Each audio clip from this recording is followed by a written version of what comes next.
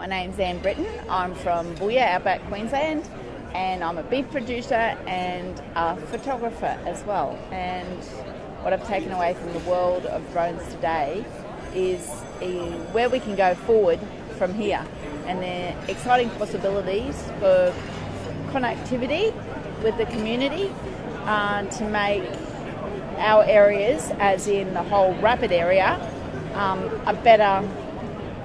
a better place to move forward into the future using drones. Hi, I'm Matthew Newton. I'm from Barcaldine. I work with George Bourne Associates there, and my parents are actually graziers in the region as well.